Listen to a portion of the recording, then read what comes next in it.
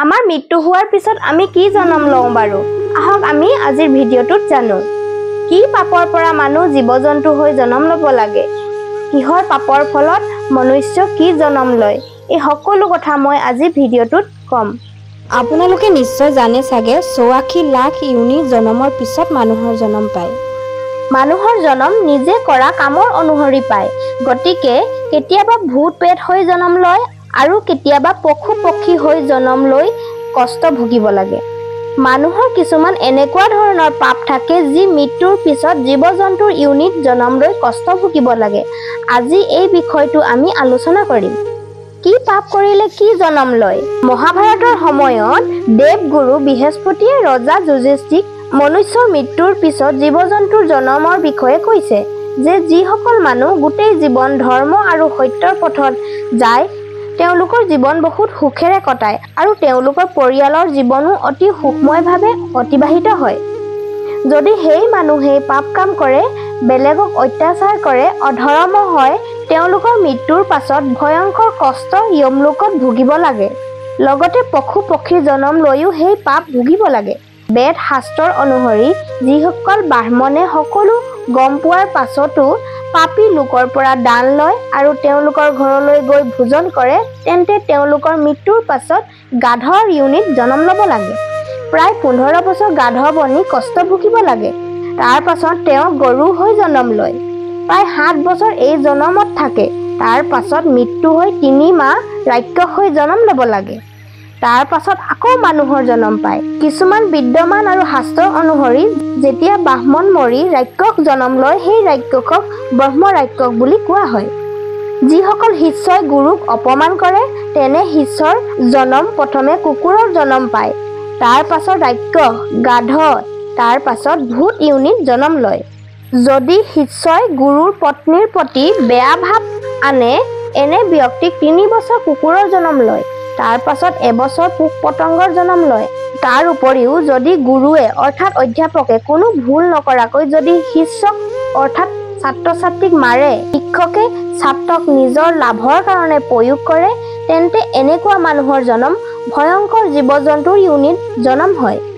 মাক-দেউতাক আৰু ল'ৰা-ছোৱালীৰ সম্বন্ধৰ বিষয়ে যদি ক'বলৈ যাওঁ তেন্তে যি ল'ৰা-ছোৱালীয়ে সদায় মাক-দেউতাকক অপমান কৰে তেনেকুৱা মানুহৰ ১০ বছৰ গাধৰ জন্ম ল'ব লাগে। তাৰ পাছত এবছৰ ঘঁৰিয়াল হৈ জন্ম ল'ব লাগে আৰু যদি মাক-দেউতাকক মাৰে, হত্যা কৰে তেনেকুৱা ল'ৰাই ১০ বছৰ কাছৰ জন্ম ল'ব লাগে আৰু তাৰ পাছত কেটেলা পহু হৈ জন্ম ল'ব লাগে। তাৰ পাছত ৬ মাহ সাপ হৈ জন্ম লোৱাৰ পাছত আকৌ মানুহৰ জন্ম পায়।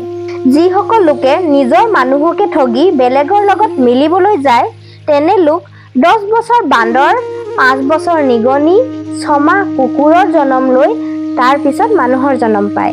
বেলেগৰ সম্পত্তি কাঢ়ি লোৱাসকলৰ মৃত্যুৰ পিছত যমলোকত ভয়ংকৰ কষ্ট পায়। তাৰ পাছত ১৫ বছৰ পোক-পতংগ হৈ জন্ম পায়।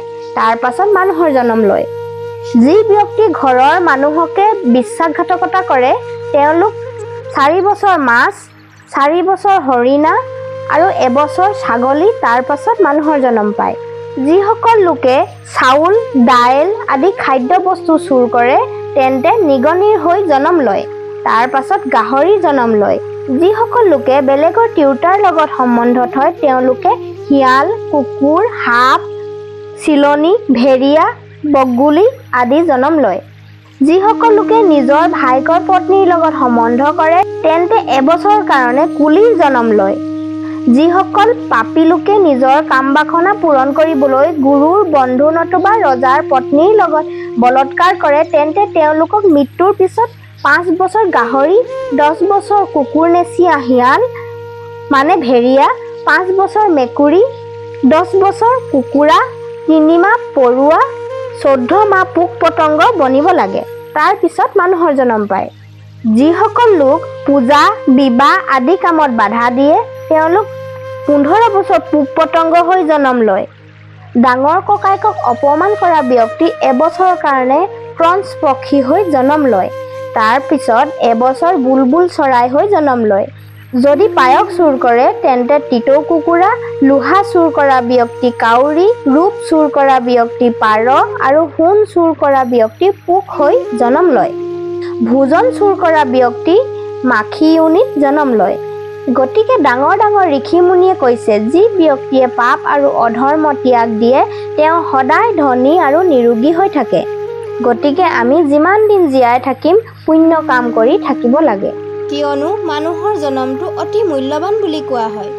ফ্ৰেণ্ডছ, আজি মোৰ ভিডিঅ'টো কেনেকুৱা লাগিলে আপোনালোকে কমেণ্ট কৰি জনাব। যদি ভাল লাগিলে লাইক শ্বেয়াৰ ছাবস্ক্ৰাইব কৰিবলৈ নাপাহৰিব। আকৌ লগ পাম নেক্সট ভিডিঅ'ত। আজিলৈ আহিছোঁ, বাই বাই ফ্ৰেণ্ডছ।